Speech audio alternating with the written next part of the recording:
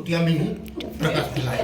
बोलेंगे ओम सूर्याय नमः, सूर्याय नमः, खगराय नमः, खगराय नमः, हिरण्याय नमः, हिरण्याय, आदित्याय नमः, आदित्याय नमः, प्रजाय नमः, चाय नमः, भानुवाय नमः, भानुवाय नमः, ओम ओम भू भुवः भुवः स्वाहा स्वाहा सूर्याय सूर्याय नमः। बीच में चंद्रमा, शीतलता मिले। ओम ओम भू भुवः भुवः स्वाहा स्वाहा चंद्राय चंद्राय नमः। भौम, भौम किसको कहते हैं? मंगल। हम लोग मंगल मंगल कहते हैं, इसका असली नाम क्या है? भौम। ये किसका पुत्र है? इनकी माँ कौन है, पिता कौन है? कभी गौर किए? ये पृथ्वी माँ, अब 12 भगवान पिता। जब ये पृथ्वी को लेके हिरण्यकश्यप समुद्र में पहुंच गया, हिरण्यकश्यप का भाई कौन? हिरण्याक्ष।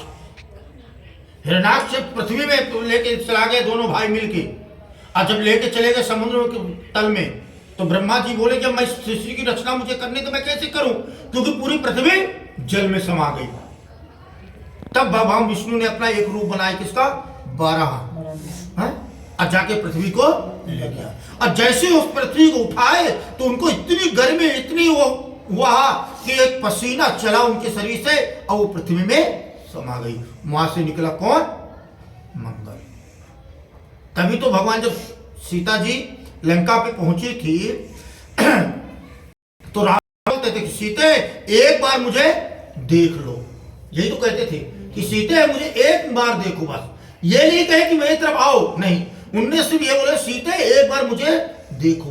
तो सीता क्या जवाब दी कि रावण तू जिस अभिमान में जी रहा है, अगर मेरा भाई इस समय आ जाए ना तो तेरे को छोड़ेगा नहीं। तो रावण भी समझ गया नहीं ये पृथ्वी है, और ये पृथ्वी से मुझे ही खतरा है। क्यों? क्योंकि सीता भी पृथ्वी से जन्म ली है और मंगल भी पृथ्वी का पुत्र थे, इसीलिए तो भाई भाई का नाम लिया। और उठाए किसको थे? दूब। सीता ने दूब उठाई और रावण को क्या दिखा? तलवार।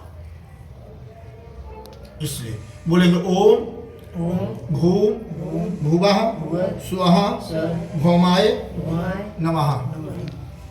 बुद्धि, हमेशा अच्छी बुद्धि रहे। ओम भू भुवः स्वः बुधाय नमः।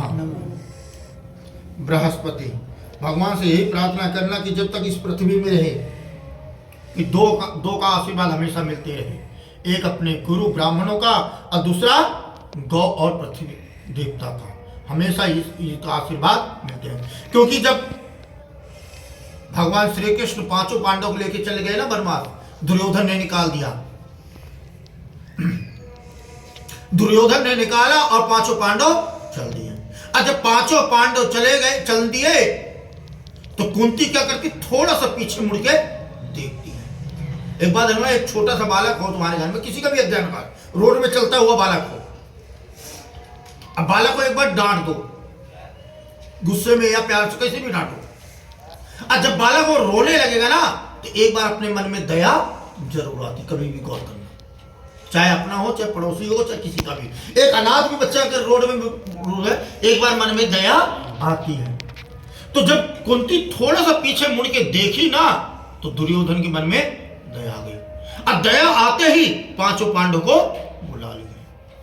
कुंती सोची भाई इतना क्रोधी, इतना अपमान, इतना पापी के मन में दया कैसे आ गई? मुझे बुला लिया, वापस बुलाया सबको।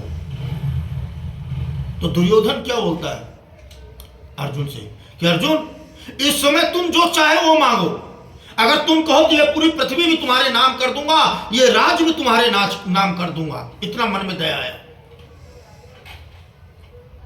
तो अर्जुन को कुछ समझ में नहीं आया भाई ये बोल तो बोला कैसे, क्योंकि इतना वो, इतना अभिमानी, इतना घमंडी, जो हमारे को वनवास निकाल दिया और वो इतना देने के लिए तैयार बैठा है, क्या हुआ? तो द्रौपदी से पूछते हैं। अर्जुन किससे पूछा? द्रौपदी से। तो द्रौपदी ने क्या बोले? बोले इतना ही मांगना दुर्योधन से, क्योंकि दुर्योधन कोई भरोसा नहीं।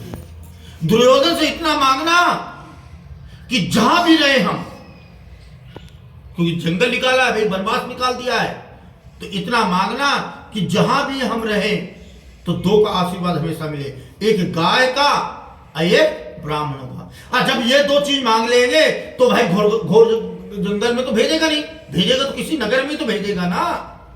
तो फिर जैसे मांगे तो दुर्योधन ने बोला ठीक है, इस गांव में तुम जाके बस जाओ। कौन सा गांव था? मेरठ के पास जाके वहां का गांव दिया गया। इसलिए हाँ, बृहस्पति का ध्यान करते बोलेंगे ओम ओम भू भू भुवः भुवः स्वाहा स्वाहा बृहस्पति बृहस्पति नमः।